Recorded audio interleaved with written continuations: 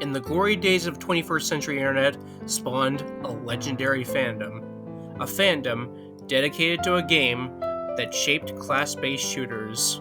The name was Team Fortress 2. The game involved a red and blue team of mercenaries battling against each other in different game modes and choosing from 9 different classes to play as. Most likely having to do with the fact that the game's models and maps were made public in the animation program Source Filmmaker, which, like TF2, is owned by the company Valve. There was an influx of awesome fan animations. There were animations made in Source Filmmaker, and those animated in the sandbox game Gary's Mod with ragdolls, which doubled as both hilarious and surreal. Unfortunately, during the same year that is, in my view, the turn of the world's mood, that being 2017, Valve started to neglect TF2. They stopped making major updates, stopped promoting it, and much more. Although they did upgrade the game to 64-bit recently, it still doesn't add up to much. The reason is that Valve apparently wasn't making enough money from TF2 and shifted their focus towards games that weren't free to play. It seems that with the fall of TF2's acknowledgement by Valve, so did the drive to make proper TF2 fan animations. What I mean is that any SFMs that did get made were focused more on meme culture rather than originality. It seems that every pony is embracing quantity over quality these days. What's more is that while the internet keeps TF2 in mind, most of, if not all normies, have forgotten about it. This fandom seems to be running on fumes. But there is yet hope. There are 2 recently made feature-length SFMs out there that focus on originality. The first, of course, being the horror film Emesis Blue, but that's not what we're going to be talking about today. The other is what is so faithful, it can be considered a full-blown fan film, and that is Magnificent 9. I'm Larynx the Changeling, and this is Live in the Hive.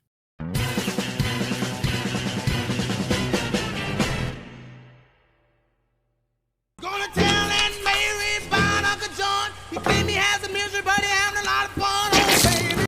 Okay, first off, I love the choice in the song here. I think it fits the Cold War era setting of this movie pretty well. So the movie begins by introducing the Mercs and listing their war crimes. And we see right off that they've all done some pretty heavy things, while Scout's are pretty mild. It's my belief that Scout's crimes pale in comparison to that of the others in order to signify his status as an underdog. Also, another cool thing is the use of the fan-made class The Civilian for the team's bosses. HoovieTube even got Benjamoose, the Civilian's official VA, in the Source Mod Team Fortress 2 Classic, where he originates from, to voice him. How can we help you, boys? It's revealed that Scout, at this point, at least the Red Scout, is the rookie of the bunch, and it's clear that because of that, he currently has little to no respect amongst his fellow mercenaries. At one point, he was killed by the Blue Sniper. We'll get to the in-universe explanation of how they respawn later in the video, which sets up the primary subplot of the first chapter. Getting to the secondary plot point, it seems as though the Blue Spy is planning something, and it certainly doesn't seem as if it's a good thing in the very slightest. Just before he enters the next match, Scott acquires a briefcase that seems to be filled with items meant to give him an advantage in matches. In the match itself, Scott spots the same Blue Sniper that killed him in the last match, and of course, he decides that it's payback time. However, something, or rather someone, messes up his aim.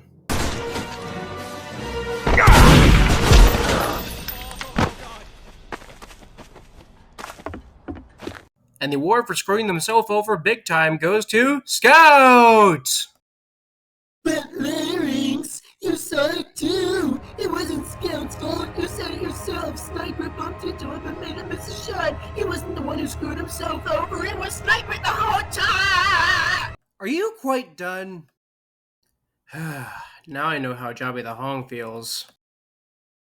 Also, quick production note, right after I did that gag, the voice recording site that I was using didn't seem to want to give much volume output, so I had to improvise with voicechanger.io and use the reverse option twice. Anyways, back to the review. Because Scout accidentally shot Sniper's associate, girlfriend, Sniper gets pretty mad and challenges Scout to a duel to 100 deaths in an effort to force Scout to leave for good. So, how does Scout do against Sniper in the following matches? Well, Big egg wankers!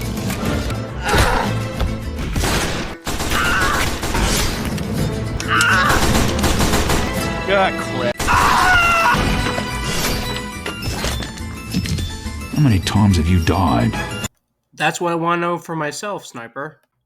Just when all seems lost for Scout, he gets a guardian angel. Medic! I think you should fight someone much, much smaller. Enter Heavy, the wise man mentor of this story, at least for this part of it, and also basically the team's employee of the month kind of guy. Scout informs Heavy of his duel with Sniper, and with Heavy being the good bean he is, he offers to train Scout. Cutting away to the blue Heavy doing the blue spy's dirty work, we see the latter receive a flashback of...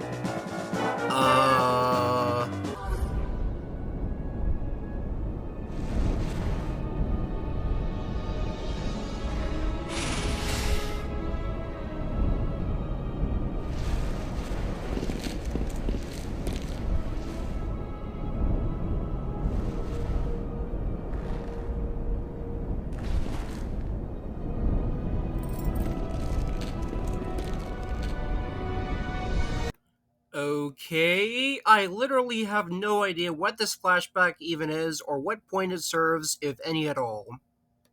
But Larynx, don't you get it?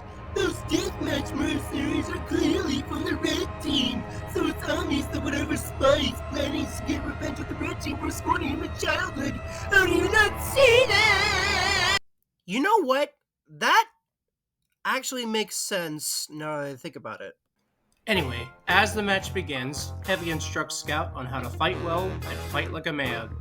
Like body stacking, swordsmanship, studying the art of war, unconventional combat, target practice, something to do with bonk, punching bags, weapons throwing, hit and run tactics. And at the very end, and after a lot of effort, Scout passes with flying colors. You did well!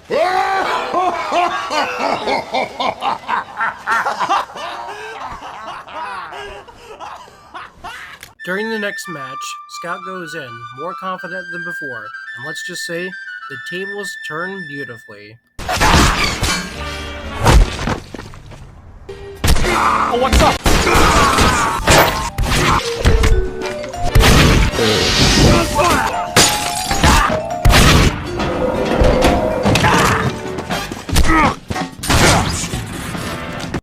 Eventually, both of them are at 99 kills each, and not wanting to be banned, Sniper turns to what Scout turned to at the beginning, but he goes straight to the boss for it. Sniper, tell me what is happening to you. Leave the questions for yourself. I returned here for a reason. What do you mean?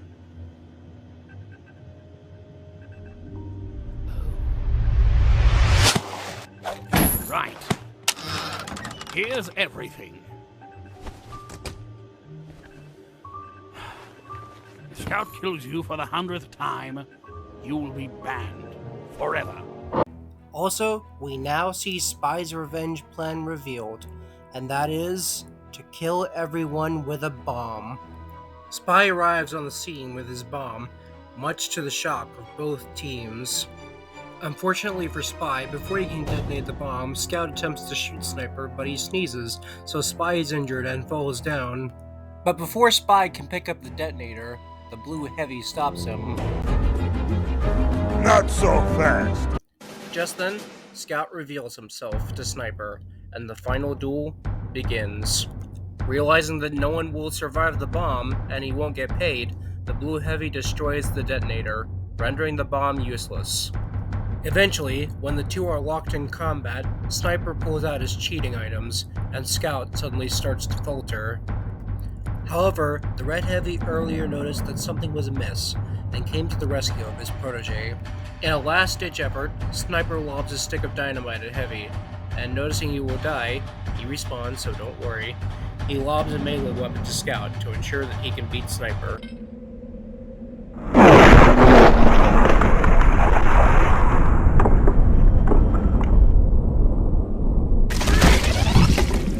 Considering I'm terrible at describing fight scenes, I'll just skip to the end of it.